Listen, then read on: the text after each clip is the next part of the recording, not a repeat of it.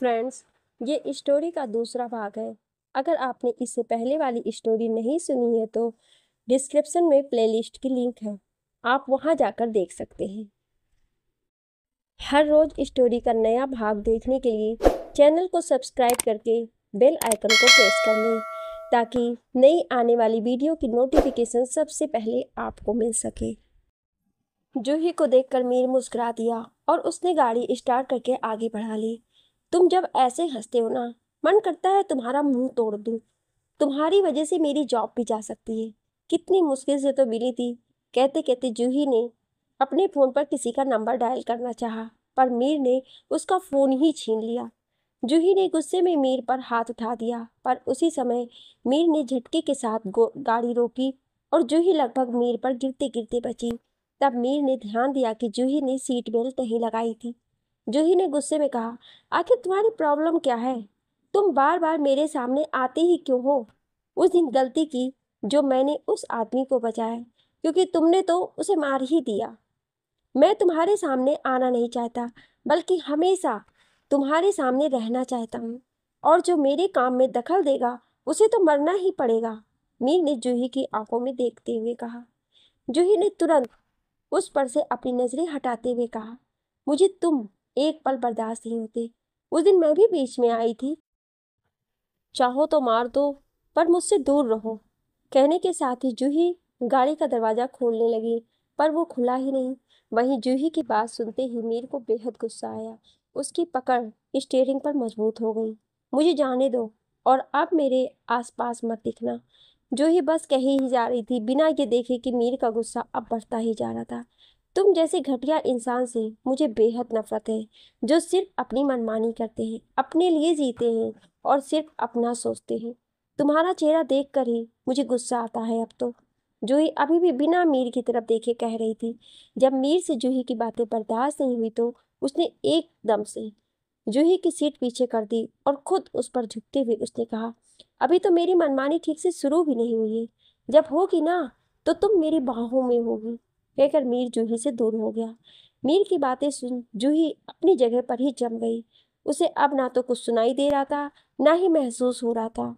उसके कान में बस मीर की कही एक ही बात गूंज रही थी, अभी तो मेरी मनमानी ठीक से शुरू भी नहीं हुई है। जब होगी ना, तो तुम मेरी बाहों में होगी। जूही ने खुद को संभाला और बैठते हुए उसने कहा, मुझे तो पहले ही समझ जाना चाहिए था। कहीं तुमने उस आदमी को मार दिया, पर मुझे नहीं। जरूर तुमने मुझे छोटे कपड़ों में बार डांस करते हुए देख लिया होगा, और तुम मुझे एक जूही अभी कह ही रही थी कि मीर ने गुस्से में अपने एक हाथ से उसके गालों को मजबूती से पकड़ लिया। जूही के शब्द उसके गले में ही अटक गए और दर्द की वजह से उसने अपनी आंखें बंद कर ली। आगे एक लफ्ज नहीं। और मैं तुम्हारे बारे में वो नहीं सोच रहा जो तुम सोच रही हो। मुझे बस तुम चाहिए, हमेशा के लिए चाहिए, और मेरे पास चाहिए। तुम्हें जो चाहिए मैं दूंगा। बस तुम ये सब फालतू के काम छोड़ दो और बस मेरे साथ रहने के लिए तैयार हो जाओ। कहते कहते मीर की पकड़ जूही पर से फिसलती गई। जब जूही को उसकी पकड़ फिसलती दिखी तो उसने मीर का हाथ झटक दिया। फिर उसे भी खुद से दूर करते हुए उसने उससे कहा, तुम्हें सिर्फ मेरा जिस्म चाहिए, जिसकी कीमत तुम लगा रहे हो। मैं कोई जानवर नहीं जो तुम मुझे कैद करके रखो। तो अपने हसीन ख्वाब अपने तक रखो, क्योंकि तुम्हारे ख्वाब पूरे होंगे ही नहीं, ना ही मैं होने दूंगी। चाहे मुझे इसके लिए अपनी जान देनी ही क्यों ना पड़े, या फिर किसी की लेनी। जूही ने मीर को घूरते हुए कहा। तो मीर के चेहरे पर एक स्माइल आ गई। अगर जिस्म चाहा होता तो तुम उसी पल मेरी बाहों में होती, जिस पल मैंने तुम्हें पहली बार देखा था। मीर ने मुस्कुरा कर कहा और गाड़ी स्टार्ट कर दी। जूही तो बस उसे देखती ही रह गई। मीर ने जूही के घर के आगे गाड़ी रोकी। जूही जैसे ही बाहर जाने को हुई, मीर ने उसे तुरंत अपनी तरफ खींचकर अपने गले से लगा लिया और बोला, बहुत जल्द तुम मेरे पास होगी। वैसे जॉब पर जाने की जगह अपने भाई का ख्याल रखो। आजकल हादसे बहुत होते हैं, हर बार बचना मुमकिन नहीं। मीर की बात सुनते ही जूही की धड़कन तो जैसी रुकी सी गई। उसने जोर से मीर को धक्का दिया और गुस्से में उसने मीर से कहा, मेरे भाई को इन सब के बीच में बिल्कुल भी मत लाना। उससे दूर रहो। तुम करीब आ जाओ बस, और मुझे कुछ नहीं चाहिए। तुम्हारे भाई से भी दूर हो जाऊंगा। मीर ने शांत लहजे में कहा। जूही ने मीर को घूरा और गुस्से में वो वहां से चली गई। उसे मीर से दूर ही रहना चाहिए, ये सब सोचते ही वो घर के सामने खड़ी हो गई और उसने डोर नॉक किया। कुछ देर बाद ही जीतू ने दरवाजा खोल दिया। जूही को देखते ही उसके होठों पर मुस्कुराहट आ गई और अगले ही पल वो अपने आंखें बड़ी करके जूही के पीछे देखने लगा। उसकी मुस्कुराहट भी गायब हो चुकी थी। जूही ने जब जीतू को अपने पीछे देखते हुए देखा तो वो भी पलट गई। जूही पलटते ही चौंक गई। उसके पीछे मीर खड़ा था। मीर ने मुस्कुराकर जूही का फोन उसके हाथ में देते हुए कहा, तुम अपना फोन गाड़ी में ही भूल गई थी। कहकर उसने जीतू की तरफ देखा। उसने जीतू को पहचान लिया था और जीतू ने भी मीर को पहचान लिया था। भले ही एक्सीडेंट का कारण वो ना हो, पर वो जीतू और उसके दोस्त की हेल्प कर सकता था, जो कि उसने नहीं की। जीतू ने मीर पर से अपनी नजरें हटाई और अपनी दीदी की तरफ देखने लगा, मानो पूछना चाहता हो कि आखिर ये है कौन। जूही ने जब जीतू की तरफ देखा तो उसकी आंखों में सवालों को पहचान कर उसे जवाब देने ही वाली थी कि इतने में ही मीर ने आगे बढ़कर कहा, मैं जूही का बॉयफ्रेंड हूँ। खुद को जूही का बॉयफ्रेंड बताते हुए मीर के होठों पर एक दिलकश मुस्कुराहट थी और वहीं जूही की आंखें हैरानी से बड़ी बड़ी हो गई। जीतू ने नाराजगी से कहा, आपने मुझे पहले कभी नहीं बताया दीदी। इससे पहले जूही कुछ कहती, मीर ने फिर से कहा, मुझे भी तुम्हारे बारे में अभी पता चला है। जीतू ने कुछ भी नहीं कहा और गुस्से में अंदर चला गया। तुम क्या बकवास किए जा रहे हो?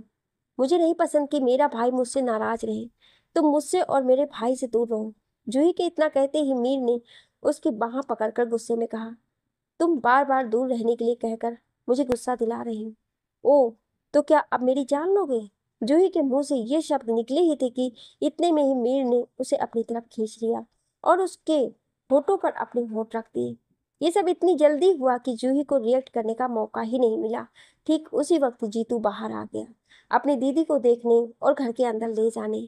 पर जब उसने मीर और जूही को इतना करीब देखा तो वो तुरंत पलट गया।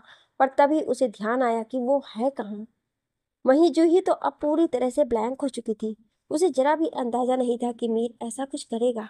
अब तक मीर ने उसे कभी गलत नजर से देखा तक नहीं था। बस उसके बात करने का तरीका, अपनी मर्जी चलाना और सबसे बड़ी बात, किसी की भी जान लेना, ये सब जूही को बिल्कुल पसंद नहीं था। जूही ने मीर को खुद से दूर करना चाहा, पर मीर की पकड़ मजबूत थी। तभी उनके कानों में जीतू की आवाज पड़ी, दीदी आप अंदर चलिए, सब लोग आपको ही देख रहे हैं। जीतू की बात सुनकर मीर ने जूही को छोड़ दिया, पर उसकी शक्ल से ही पता चल रहा था कि वो खुश नहीं था। वहीं जूही का चेहरा गुस्से की वजह से लाल हो गया था। जीतू ने एक नज़र जूही पर डाली और अंदर चला गया। वहीं मीर ने उनके आसपास के घरों के बाहर खड़े लोगों को घूर कर देखा। कुछ लोग तो उसकी आंखों को देखते ही डरकर अपने अपने घरों में चले गए, जबकि कुछ अभी भी खड़े थे। मीर को उन पर बेहद गुस्सा आया। उसने अपनी जैकेट के पॉकेट से छोटी सी पिस्टल निकालनी चाहिए। जब जूही ने ये देखा तो उसका गुस्सा पल में गायब हो गया और वो मीर को खींचकर घर के अंदर ले गई। जूही की हरकत से मीर हैरान था। घर के अंदर पहुंचते ही जूही ने मीर को एक तरफ धकेल कर दरवाजा बंद कर दिया। मीर खामोशी से सिर्फ जूही और उसकी हरकतों को देख रहा था। जूही ने गुस्से में मीर की तरफ देखते हुए कहा, तुमने ये क्या किया? और और तुम करने क्या वाले थे? तुम्हारी वजह से सबकी नज़र में मैं गलत हो गई, खुद के भाई के भी। तुम कहते वक्त जूही का चेहरा गुस्से से लाल था और उसकी आंखों में हल्की नमी भी आ चुकी थी। मीर ने जूही को उसके कंधे से पकड़ते हुए कहा, तुम अब मेरे साथ चलो, मेरे फ्लैट पर। फिर सच में तुम जो चाहती हो वही होगा।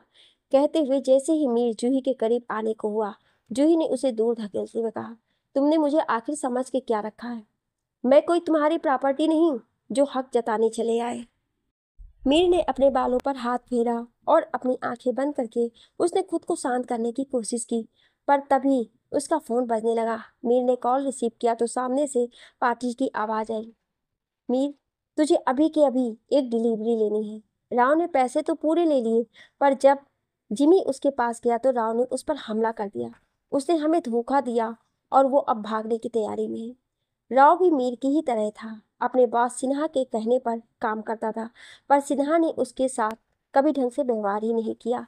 इसलिए इस बार उसने सिन्हा के साथ साथ पाटिल को भी धोखा दे दिया। उसने सिन्हा से हीरे तो लिए और पाटिल से पैसे, पर उसने पैसे और हीरे उन्हें ना देकर खुद के ही पास रख लिया और साथ ही उसने पुलिस को भी इंफॉर्मेशन दे दी थी। मीर ने एक गहरी सांस ली और कहा, ठीक है। कहने के साथ ही मीर ने कॉल डिस्कनेक्ट कर दिया और जूही की तरफ देखा जो उसे ही एक टक देख रही थी। मीर ने मुस्कुराकर कहा, अभी तो जा रहा हूँ, पर जल्द ही तुम्हें लेने आऊँगा। कहकर मीर तेजी से वहाँ निकल गया। जूही तो मीर को बस देखती ही रह गई। फिर उसने अपना सिर झटक दिया और जीतू के पास गई तो वो मुंह फुलाए बैठा था। तू जो सोच रहा है वैसा कुछ नहीं है जीतू, जूही ने कहा। पर जीतू ने अपनी जगह से उठते हुए कहा, मैं अपने फ्रेंड के घर जा रहा हूँ, रात में आने में देर हो जाएगी। कल रोहित का बर्थडे है तो बस उसके सरप्राइज की प्लानिंग करनी है। कहकर जीतू ने एक नज़र जूही की तरफ देखा। जूही ने अपना सिर हिला दिया और जीतू ये देखकर तेजी से वहां से निकल गया। उसने पलट कर दोबारा जूही की तरफ तक देखा तक नहीं। जूही ने अपना सिर ना में हिला दिया और उसने दरवाजा बंद कर दिया और जाकर चेयर पर बैठ गई। आज का सोच सोचकर उसे बुरा लग रहा था, पर उसने सारी बातें दिमाग से झटकी और उसने तुरंत रेस्टोरेंट में कॉल किया।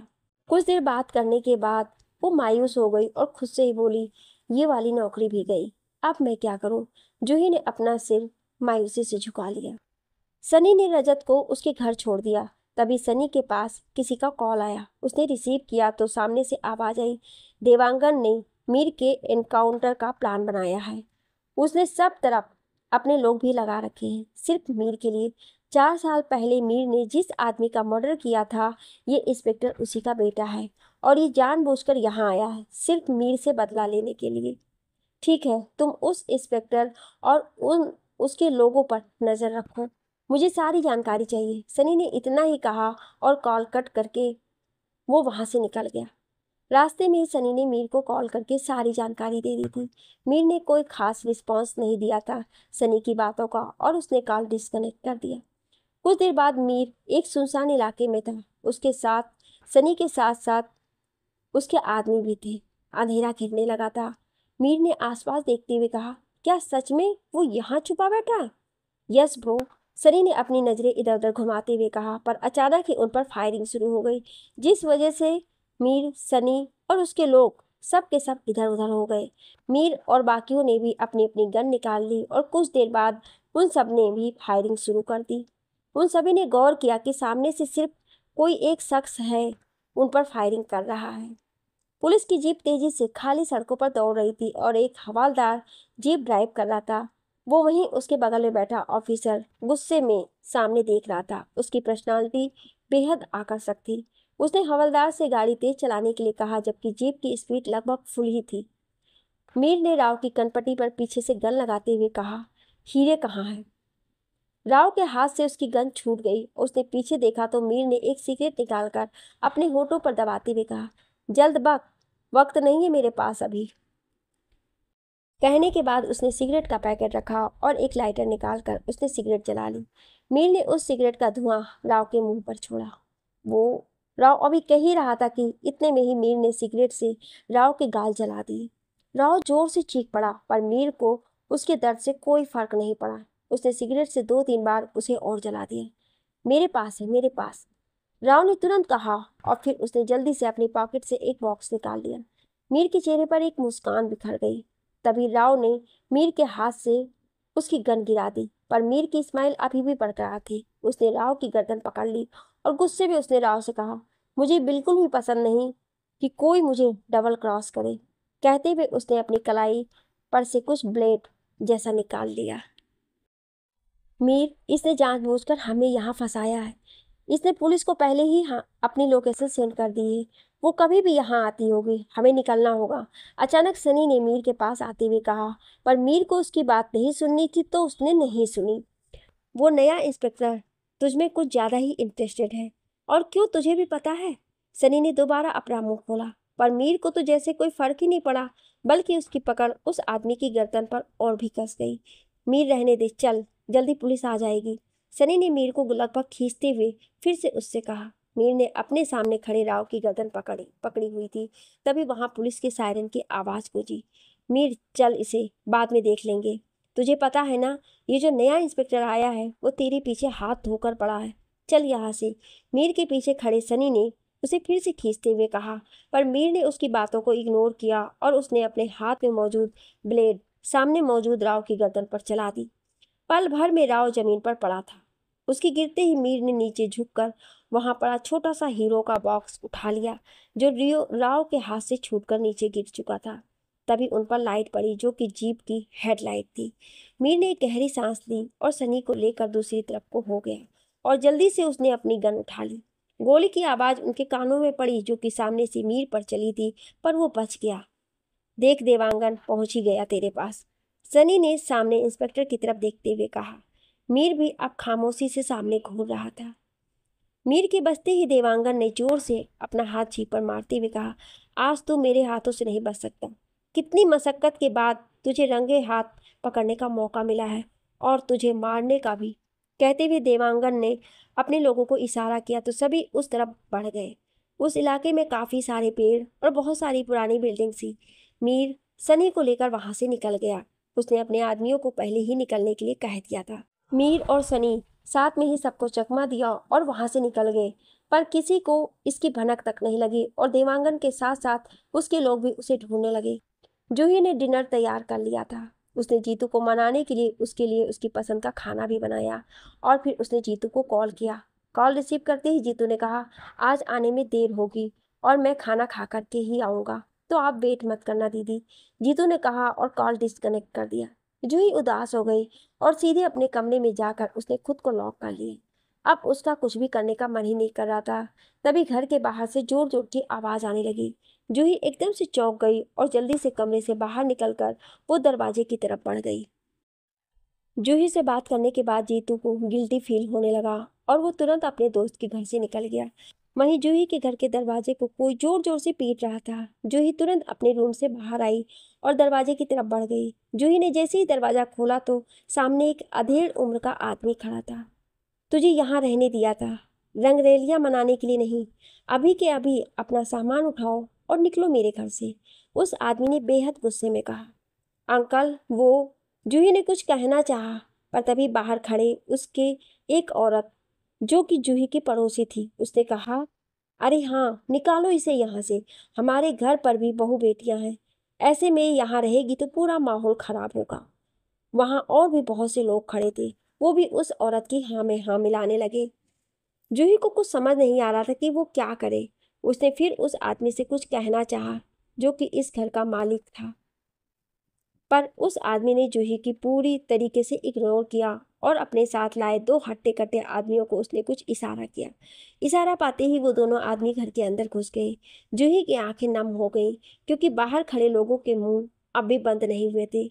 वहीं घर में घुसे आदमी घर का सामान उठाकर बाहर फेंकने लगे। जूही ने जो खाना जीतू के लिए बनाया था वो भी उन्होंने बाहर फेंक दिया। जूही ने उन्हें बहुत रोकने की कोशिश की, पर वो लगातार सब कुछ बिखेर रहे थे। वहां मौजूद किसी को ही भी जूही के आंसू से कोई खास फर्क नहीं पड़ रहा था। उन आदमियों में से एक ने दीवार पर लगी जीतू और जूही की तस्वीर निकाली और उसे जैसे ही फेंकने को हुआ, जूही ने तुरंत उससे वो तस्वीर छीनना चाहा, पर उस आदमी ने फ्रेम नहीं छोड़ा। आखिर में फ्रेम टूट गया और जूही के हाथों में कट लग गया, तो उस आदमी ने उसे छोड़ दिया और दूसरी तस्वीर की तरफ बढ़ गया। वो तस्वीर एक ड्राइंग थी, जिसमें एक आदमी और एक औरत की सुंदर आकृति बनी हुई थी। उस आदमी को उस तरफ बढ़ते देख जूही की आंखें बड़ी हो गई। उसने अपने हाथ में मौजूद फ्लेम को साइड में रख दिया और तेजी से उस तरफ बढ़ गई, पर ठीक उसी वक्त दूसरे आदमी ने उसके सामने आते ही उसे जोर से पास की दीवार की तरफ धकेल दिया। पर इससे पहले ही जूही दीवार से टकराती किसी ने उसकी बाह पकड़कर अपनी तरफ खींच लिया। जूही की सांसें तेज हो गई थी, सभी की नजरें उसी की तरफ चली गई। वो दोनों आदमी भी अब रुक चुके थे। जूही मीर की बाहों में थी, उसे तो जैसे होश ही नहीं था। उसने भी मीर को कस के अपने गले से लगा रखा था। मीर ने अपनी लाल आंखों से सबकी तरफ घूर कर देखा, फिर अगले ही पल कुछ और लोग घर के अंदर आ गए, जो मीर के आदमी थे। उन लोगों ने सबको घर से धक्के मारकर बाहर फेंक दिया और सारा सामान सेट करने लगे। जूही तो बस रो ही जा रही थी। पहले जीतू उससे नाराज था, फिर ये सब। अचानक जूही को अपनी गर्दन पर किसी की सांसें महसूस हुई तो वो एकदम से जम गई। वो तुरंत मीर से दूर हुई, पर मीर के दोनों हाथ अब भी जूही के कमर पर थे। जब जूही ने मीर को अपने इतने करीब देखा तो उसकी आंखें हैरानी से बड़ी हो गई। मीर ने जूही के आंसुओं को पोंछते हुए कहा, चलो मेरे साथ। जूही तुरंत मीर का हाथ झटक दिया और उससे दूर होते हुए बोली, कभी नहीं, मैंने तुमसे पूछा नहीं है, जो तुम मना कर रही हो, और मैं तुम्हें यहाँ अकेले छोड़ने वाला नहीं हूँ। देखा ना उन्होंने अभी अभी क्या किया। मीर ने इतना कहा ही था कि इतने में ही जूही ने तुरंत कुछ कदम पीछे होते हुए कहा, ये सब तुम्हारी वजह से हुआ, तुम जाओ यहाँ से और फिर कभी मत आना।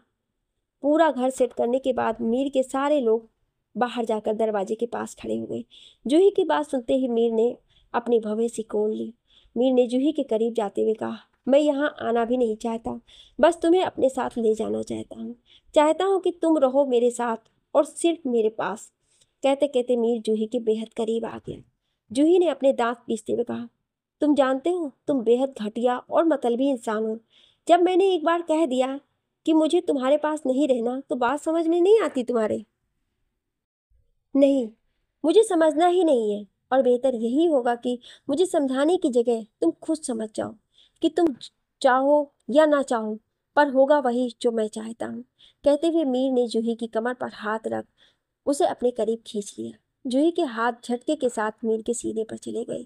जूही ने खुद को संभाला और उसने मीर पर हाथ उठाना चाहा, पर मीर ने उसका हाथ पकड़कर मरोड़ दिया और उसके कान में बेहद धीमी आवाज में कहा, मुझे मजबूर मत करो कि मैं तुम्हारे साथ जबरदस्ती करूं। तुम मेरे साथ जैसा बिहेव कर रहे हो उसे जबरदस्ती ही कहते हैं। जूही ने बेहद गुस्से में कहा और मीर को खुद से दूर करने लगी। मीर ने एक तिरछी स्माइल के साथ कहा, अब तुमने कह ही दिया है तो यही सही, छोड़ो मुझे, दूर रहो मुझसे। जूही ने खुद को मीर से छुड़ाने की कोशिश करते हुए कहा। इससे पहले कि मीर कुछ कहता, किसी ने उसे जोर से पीछे की तरफ धकेल दिया। मीर ने जूही को छोड़ दिया और उसने अपने सामने देखा तो सामने जीतू खड़ा था, जो बेहद गुस्से में था। जब दीदी आपसे दूर रहने के लिए कह रही हैं तो आपको सुनाई नहीं दे रहा है, जीतू ने गुस्से में कहा तो मीर की त्योरियां बढ़ गई। जीतू, तुम इससे दूर रहो, जूही ने जीतू को लगभग अपने पीछे करते हुए कहा, क्योंकि मीर उसे ही घूर रहा था। मीर के लोग भी अंदर आ गए थे और वो जीतू की तरफ बढ़ गए। मीर ने उन्हें रोकने का कोई इशारा नहीं किया तो वो जीतू की तरफ तेजी से बढ़ गए, पर उन्हें देखते ही जूही ने तुरंत जीतू को अपने पीछे पूरी तरह से कवर कर लिया। दीदी, आप क्या कर रही हैं? जीतू ने जूही को अपने सामने से हटाना चाहा, पर वो हटी ही नहीं, बल्कि मीर को बुरी तरह से घूरने लगी। मीर ने अपने आदमियों को रोक दिया और जूही के करीब जाकर उसने कहा, 2 दिन बस। मीर ने इतना कहा और तेजी से वहां से निकल गए। मीर ने गाड़ी में बैठते हुए सनी को कॉल किया और अपने 2 आदमियों को वहीं छोड़कर वहां से चला गया। दूसरी तरफ सनी एक बिल्डिंग से बाहर निकल ही रहा था कि इतने में ही उसका फोन बजा। सनी ने तुरंत कॉल रिसीव कर लिया। वहीं मीर ने कॉल रिसीव होते ही पूछा, तेरा काम हो गया तो जल्दी फ्लैट पे पहुंच। मीर ने बस इतना ही कहा था कि दूसरी तरफ से उसे सनी के जवाब के बदले गोली की आवाज सुनाई दी। सनी, मीर के मुंह से निकला, पर तभी कॉल डिस्कनेक्ट हो गया। कुछ दिन बीत चुके थे, पर जब जूही को मीर का साया भी अपने आसपास नहीं दिखा तो उसने खुद से ही कहा, अच्छा हुआ जो ये अब तक लापता है। बस अब जैसे जॉब मिल गई वैसे ही मुझे कोई दूसरा रेंट का घर मिल जाए जल्दी। जूही जीतू को अपना ख्याल रखने का कहकर खुद अपनी जॉब के लिए चली गई। वहीं मीर अपने फ्लैट पर था। उसके सामने सनी बेड पर लेटा हुआ था और मीर उसे गुस्से से घूर रहा था। अब बताएगा कि ये सब आखिर था क्या? कब से तेरे ठीक होने का इंतजार कर रहा हूँ, पर अब तो मुझे बता कि आखिर तू वहाँ, ये बात उस देवांगन को कैसे पता चली और वो उस जगह से इतनी जल्दी निकल कैसे गए? मीर ने सनी से कहा तो सनी ने अपनी आंखें बंद करते हुए कहा, पता नहीं, मैं तो वहां से निकल जाता, पर पता नहीं कहाँ से देवांगन वहां आ गया, पर शायद उसने वहां तुझे एक्सेप्ट किया था। मीर ने कुछ नहीं कहा और तभी वहां एक डॉक्टर आ गए। उन्होंने सनी का चेकअप किया और फिर मीर के पास आकर उन्होंने उससे कहा, अब पहले से बेहतर है, अब कोई प्रॉब्लम नहीं होगी। ये सुनकर मीर ने अपना सिर हिला दिया और डॉक्टर वहां से चले गए। मीर सनी के पास आकर बैठ गया। अच्छा हुआ जो तू अब ठीक है, पर इसके लिए उस देवांगन को सजा जरूर मिलेगी, मीर ने गुस्से में कहा। मीर, तू शांत रह, तुझे भी पता है कि देवांगन ये सब अपने बाप की मौत का बदला लेने के लिए कर रहा है, और वैसे भी गुस्से में तो कुछ भी ज्यादा ही वायलेंट हो जाता है, तो खुद को शांत रख। सनी ने मीर को समझाना चाहा तो मीर ने गुस्से में कहा, तुझे भी तो ये पता है ना कि उसका बाप कितना घटिया इंसान था। उसकी वजह से कितने सारे बच्चे गलियों में भटक रहे हैं, उनमें से एक तू भी है और मैं भी। जो बच्चे उसके इस्तेमाल में आए उन्हें छोड़ बाकियों को मरने के लिए छोड़ना उसकी फितरत थी, और रजत भी वही सब करने लगा। और ये देवांगन, ये तो सबसे ज्यादा घटिया इंसान है। ये भी रजत से मिला हुआ होगा, उसके बाप का खास जो है। पर मैं इन्हें छोड़ूंगा नहीं। मीर बेहद खुश गुस्से में था, इसलिए सनी ने फिलहाल अपना मुंह बंद ही रखा। सची तो कह रहा था मीर, उस इंस्पेक्टर के बाप की वजह से वो दोनों ऐसे बन गए। छोटे थे तो गलियों में घूमना और जीने के लिए तब छोटे मोटे चोरी करना, फिर उनकी मुलाकात पाटिल से होना जो हीरो की हेरा फेरी करता था, और मीर के साथ वो खुद भी जैसे इन सब में एक्सपर्ट हो गया था। उनकी उम्र भी तब तकरीबन 17 से 18 साल की होगी। सनी के मन में ये सब ख्याल चल ही रहे थे कि इतने में ही मीर ने उसे उसके ख्यालों से बाहर लाते हुए कहा, तू अब अपना ध्यान रख, मुझे कुछ जरूरी काम है, कहकर मीर वहां से चला गया। सनी ने अपने आंखें बंद करके खुद से ही कहा, कुछ भी करना पर वापस मेरे पास आ जाना। वहीं मीर ने बाहर निकलते ही किसी को कॉल किया, पता कर वो साला देवांगन कहाँ है। मीर ने खुद के गुस्से को दबाते हुए कहा, और फिर मीर ने तुरंत ही कॉल डिस्कनेक्ट कर दिया। मीर गाड़ी लेकर सीधे जूही के घर की तरफ चला गया। वो उसे 2 दिन को कह कर गया था, पर सनी को गोली लग जाने की वजह से वो सनी को उस हालत में किसी और के भरोसे छोड़कर जूही के पास जा ही नहीं सकता था। पर अब सब नॉर्मल था, उसे सारे मैटर्स सॉर्ट आउट करने थे।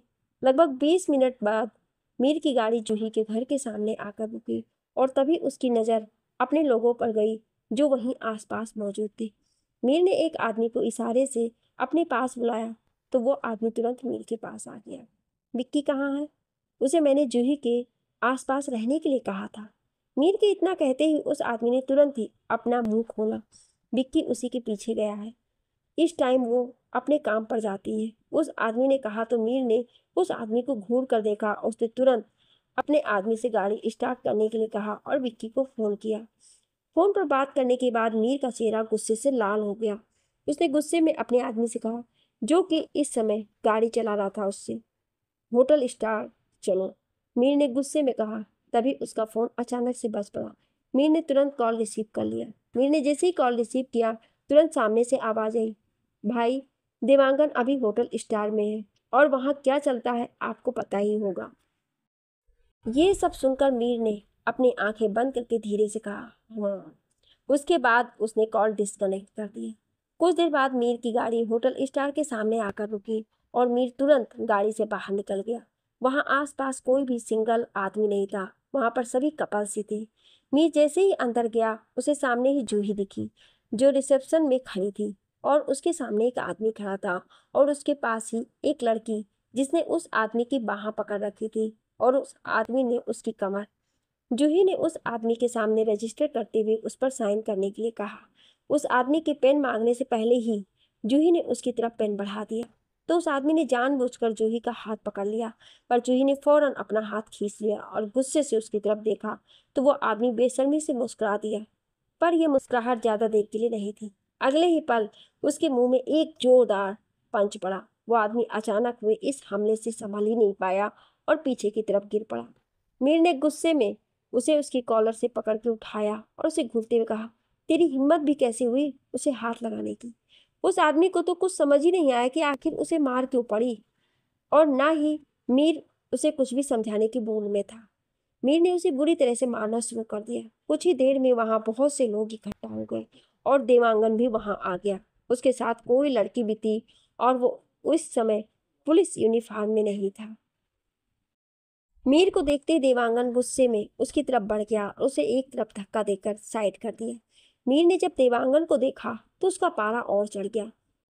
वो आगे बढ़ा ही था कि तभी जूही बीच में आ गई और मीर को खींचकर बाहर ले गई। देवांगन हैरानी से उन्हें देखने लगा, पर तभी एक लड़की ने देवांगन के गले में अपनी बाहें डालते हुए प्यार से कहा, अब यहीं रहने का इरादा है क्या? देवांगन ने उस लड़की को स्माइल दी और उसे अपने साथ लेकर वो वापस से अपने रूम में चला गया। जूही मीर को बाहर ले आई, पर मीर उसे खींचकर गाड़ी के करीब ले गया और उसने अपने आदमियों को दूसरी गाड़ी में आने के लिए कह दिया। मीर ने जूही को ड्राइविंग सीट के बगल वाली सीट में बैठा दिया। आज पहली बार जूही मीर के अगेंस्ट कुछ नहीं कर रही थी, वो बस उसे ही देख रही थी जो काफी गुस्से में था।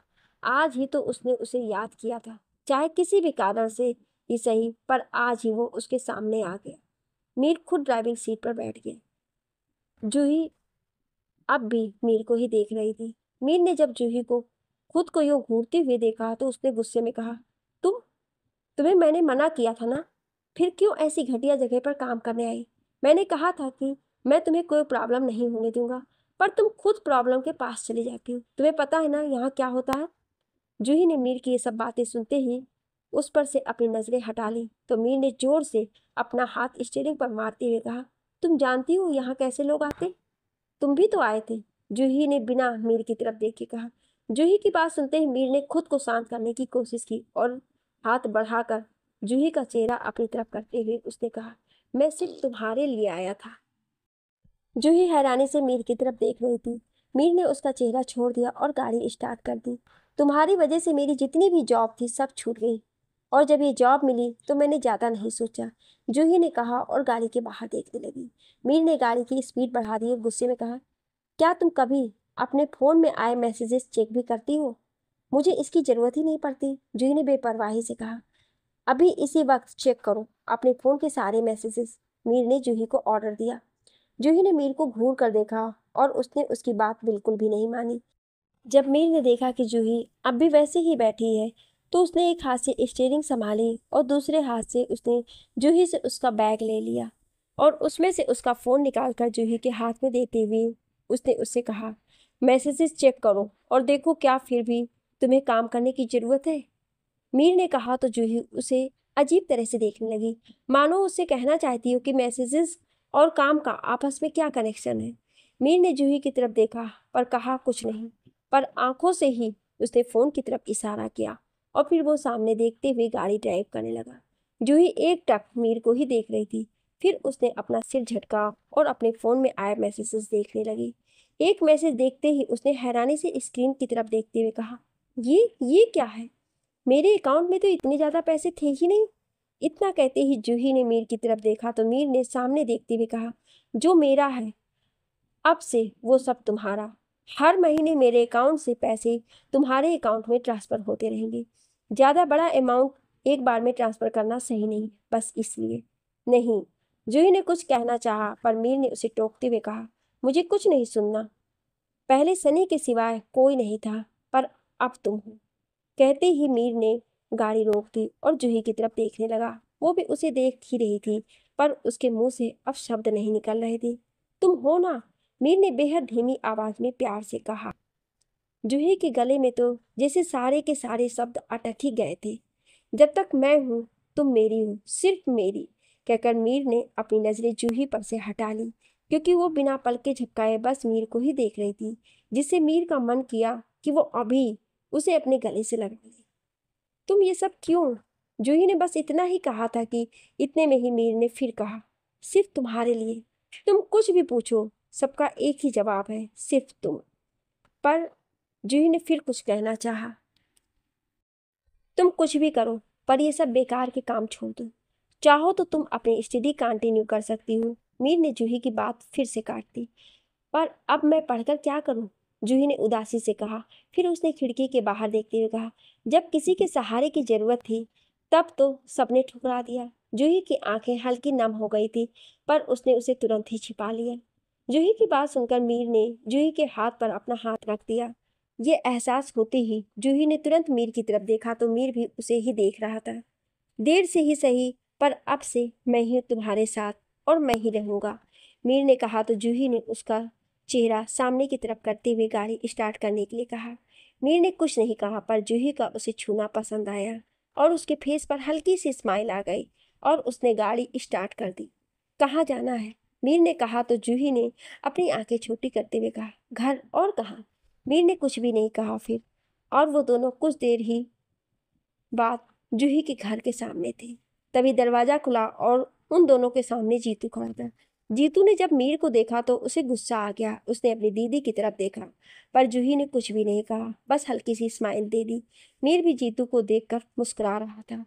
जूही जीतू के बगल से अंदर चली गई।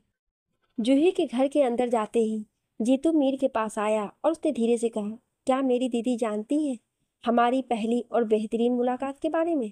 मीर की स्माइल ये सुनकर और बड़ी हो गई। नहीं, और ना ही जानने दूंगा, कहते हुए मीर की स्माइल गायब हो गई और उसने सीरियस होते हुए कहा, मुझे किसी की परवाह नहीं, पर तुम्हारी दीदी की है, और उसे तुम्हारी तो उस हिसाब से उतने ही खास मेरे लिए तुम भी हो। वैसे उस दिन मेरे वहाँ रुकने से कुछ नहीं होता, इसलिए मैंने एम्बुलेंस भेज दी। मेरे ख्याल से वो समय पर पहुंच गई थी। मीर की बात सुनते ही जीतू हैरानी से उसे देखने लगा, तो मीर ने उसे हल्की सी स्माइल दी और उसके बगल से जाने लगा। क्या वो आप ही थे जिसने पहले ही हमारे ट्रीटमेंट के लिए डॉक्टर को रोक रखा था? जीतू ने अचानक कहा तो मीर के कदम रुक गए। तुम्हें क्या लगता है? मीर ने कहा, मेरी दीदी मेरे लिए सब कुछ है, और उनके लिए मैं। मुझे मरने से डर लगता है क्योंकि मैं अपनी दीदी को कभी भी अकेला छोड़ना नहीं चाहता। कहते हुए जीतू पलट के मीर के पास आ गया तो उसके कानों में मीर की आवाज़ पड़ी, तो तुम दोनों की जिंदगी में दो और लोगों के लिए जगह है, क्योंकि मैं भी तुम दोनों को अकेला नहीं छोड़ सकता। और तुम्हारी बात सुनकर अब मुझे भी मरने से डर लगने लगा है। कहकर मीर हल्का सा मुस्कुरा दिया तो जीतू के फेस पर भी हल्की सी स्माइल आ गई। तो मेरी दीदी के प्यारे बॉयफ्रेंड, आपको अलाउड नहीं है कि आप मेरी दीदी के साथ रूड व्यवहार करो या उन्हें नाराज करो, जीतू ने कहा। तो ये सुनकर मीर ने जीतू के सामने हल्का सा सिर झुका दिया। आगे की कहानी जानने के लिए सुनिए अगले भाग में। क्या आप अगला भाग सुनना चाहते हैं? तो कमेंट में यस जरूर लिखिएगा। Thank you.